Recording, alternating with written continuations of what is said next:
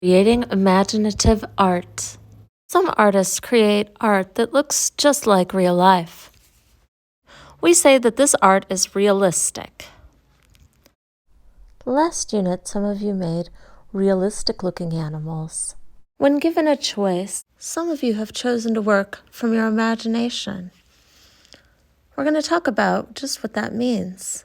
What does it mean to say that something is imaginary? It's made up and it's not real. But oftentimes we wish these worlds that we create were real. Let's take a look at the screen print by artist Amado Peña. His work is noted for its bold colors and bright compositions. Let's take a closer look to see what makes this artwork imaginative. First thing I notice is the fish and the shape of their fins, the colors of their fins, and the look on their faces, which seems a little bit more human than fish-like. Another thing that gets my attention are the waves. Along the surface of the waves, it looks almost like ribbons, and a little bit underneath that, the texture of the waves look like scales. Down by the fish, the water is black, which really draws your attention to the fish because of the contrast between the bright colors and the dark of the deep water. While there are a lot of imaginative qualities in this art, I do find some things pretty realistic, such as the boats that the people are in, and the clouds in the sky, and the colors of the sun. There are a lot of ways to go about making an imaginative piece of art. One way I like to begin creating is I start off with my main idea.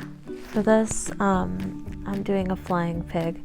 It's kind of inspired by a first grader I was talking to yesterday who likes to draw a super pig. But I'm just going for a regular flying pig, not something you would ever see in real life. Now, what I draw around my main idea is really important, all the supporting details. So I am drawing a tree that's really tall, and I'm showing that this fast pig is flying right over it. Oftentimes when I make a piece of art from my imagination, I like to tell a story in my head as I draw.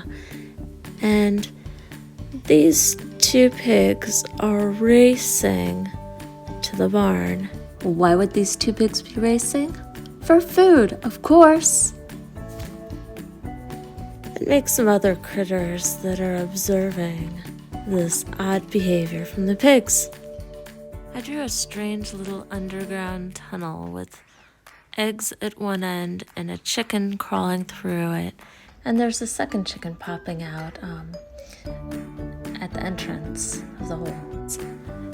And inside the hole in the tree is going to be a little hedgehog looking up at the pigs, watching them.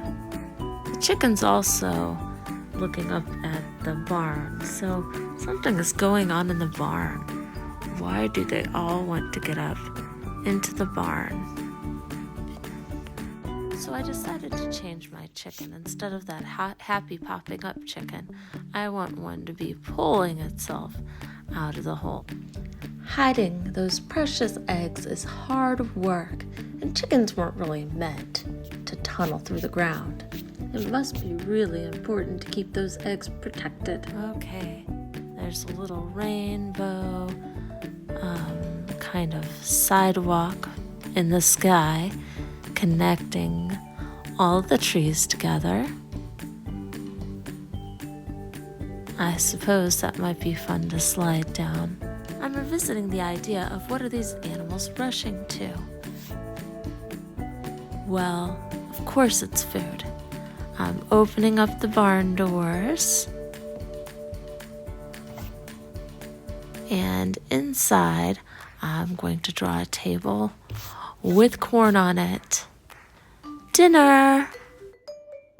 As there's no limit to your imagination, there's many different ways you can approach this.